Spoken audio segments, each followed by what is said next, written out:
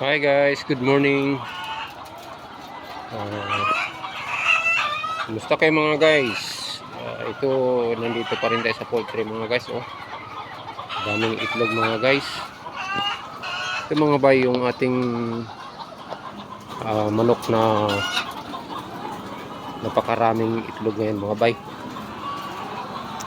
Ito ay 92% mga bay. Ganda ng production dito mga bay.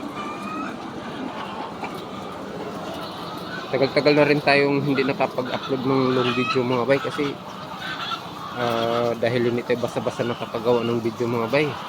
Medyo busy tayo mga bay. Namimiss ko na yung ating mga subscriber mga bay. Hindi na sila naka-update sa atin.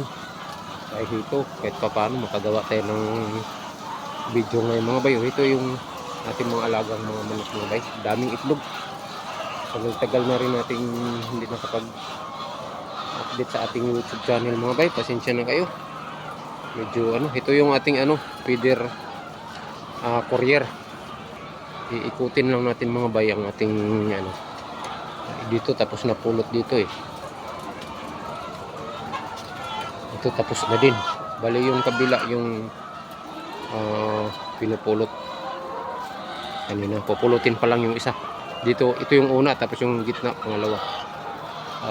Napakagandang panahon mga bay, malusog ang ating mga manok, walang naramdaman yan ang importante, walang sakit yung ating manok, magandang production, malakas kumain. Napakaganda mga bay. Natsimpuan sa panahon na ito mga bay dahil mataas ang presyo ng itlog ngayon mga bay, kaya tiba-tiba tayo dito mga bay.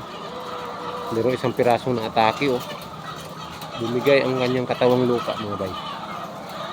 Kailang yan, hindi talaga maiwasan yan, araw-araw meron talagang mga ganyan mga bay, may bumibigay talaga. Ganun lang muna mga bay, update sa ating YouTube. Kumusta kayo mga bay? Sana ay nasa mabuting kalagayan kayo mga bay. Tayo ay nasa poultry pa rin mga bay.